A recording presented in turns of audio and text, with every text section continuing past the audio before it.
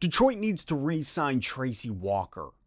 Let's Talk Lions. Welcome back to an all-new episode here at Let's Talk Lions. My name is Jay.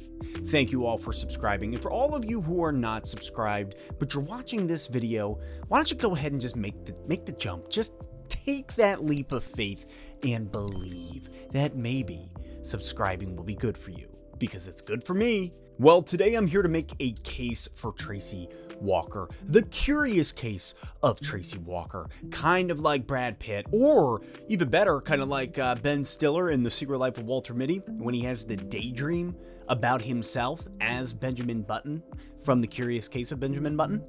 I have that Benjamin Buttons thing, where you get old but smaller, or whatever, and become a gradual old baby or something. I didn't see the movie, so I don't really know how it works, but I have it.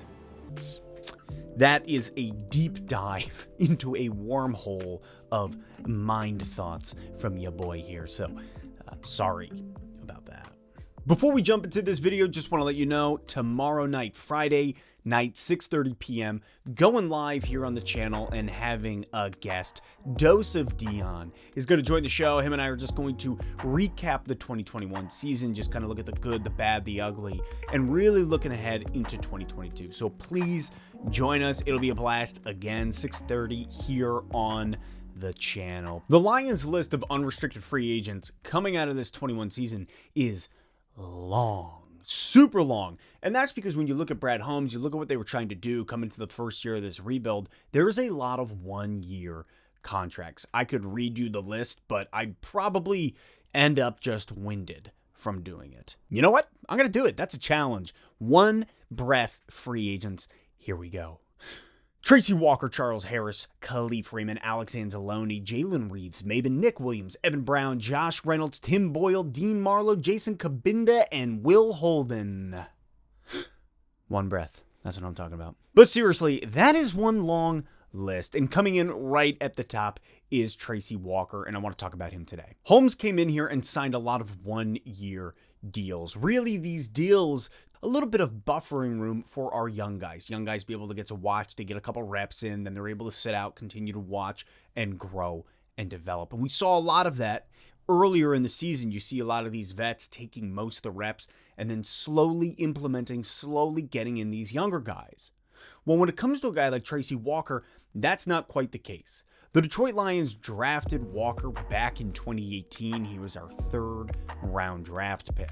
Well, his rookie season was exactly that. It was a rookie season. It wasn't bad. It was pretty good, actually, but he didn't get a ton of reps. However, you move into the next season, his sophomore year, and he had a phenomenal season. In his second year, Walker played in 13 games. He had 103 tackles.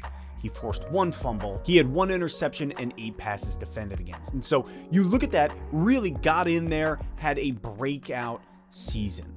Well, the following year, 2020, is when things really kind of, unfortunately, took a dive. Matt Patricia, the defensive guru that he was, decided he was going to move Walker around, play him in multiple positions, and he loses his starting role. And then not only that, he had to endure personal trauma off the field with a family member. All of this leading to his third year and a heavy decline in production. In 2020, you're looking at 15 games, 87 tackles, 0 forced fumbles, 1 sack, and 0 picks. Well, then you jump into this 2021 season. Matt Patricia's gone. We bring in an entire new coaching staff, and the scheme changes. All of this really leading to a successful season for Walker. Walker finds a lot of success. He has his best year yet with the Lions under Aaron Glenn, under Dan Campbell, Brad Holmes, the whole bit. 2021, you're looking at 15 games played, 108 tackles, 1 sack, 1 interception, and 6 passes defended. He has that performance. So you look at like his rookie year, he's just getting his toes wet, shows promise. The following year, sophomore year, he has a breakout season. Third year plummets, not really plummets, but takes a dip, and then he rises back up, showing who he is and what he's capable of. More specifically, that Week 18 performance was phenomenal. He was named the NFC Defensive Player of the Week. He had a total of 14 tackles and that game-ending interception to beat Green Bay. I think that Walker has earned a spot on this team going forward. In fact, I mean, you look at Walker, you look at Holmes, the coaching staff, they want to make it work. They're trying to find a way to make this work because the coaching staff wants him here. They have said it. Aaron Glenn came out and said that he wants him on this team. Holmes himself said, we'll just see where it goes. But those guys, Walker and Charles Harris, are fits. They fit what we're about. Those guys played well for us. Tracy had already been with us, obviously, but a new scheme, a new regime, new coaching staff, and he responded well here. He really did. I thought he played good football for us, and he really bought into everything that we're doing. I was really happy for him. Then you follow that up with Tracy Walker making it clear that he wants to be here. He says, I love my coaching staff.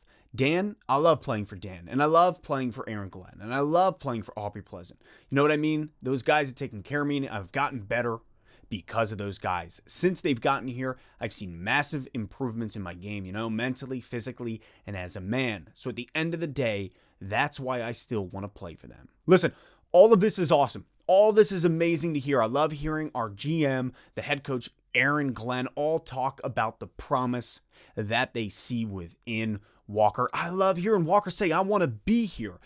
But what does this game come down to? Because we all know it. It's a business, and it comes down to the money. Walker only accounted for less than $2.5 million this year on the salary cap. And going forward, look at what some of the biggest, best safeties are getting paid. They're getting paid upwards 10 to 17 million. I believe Jamal Adams is the highest paid at the moment, somewhere around 17 million. And so you have to ask yourself, is Tracy Walker Jamal Adams category? Is he that type of tier? No, I don't think he is, not yet at least. Then you got to look and say, okay, where you kind of shuffle it down a little bit. Buffalo Bills, Jordan Poyer, Micah Hyde. Does he fall into their tier of play? Those guys are making just about $9 million a year. Is Tracy Walker as good as them? I would say no. I don't think he is. So there you have your top tier 9, 10 to 17 mil. Well, what's Walker going to be asking for? What does Walker see himself worth? What is his value? What does Holmes and the Lions think his value is? If Walker comes in and says, I want $4 million, yeah, you pay him. $4 million a year, pay the guy. $5 million, you start encroaching on this territory of, all right, well, what else are we trying to do? But what do you guys think? How do you feel about this? In the end, it all comes down to the money. And if we're looking $4 or $5 million, I think that we pull the trigger. How do you guys feel? What do you think? How much is Tracy Walker worth to you going forward? Do you still want him on this squad? Drop your thoughts in the comments. And don't forget, tomorrow night, 6:30 p.m., Dose Dion's coming on the show. We're going to hang out, talk all things 2021 and 2022. That is it for now. And if you don't mind, I think I'm going to go take a nap.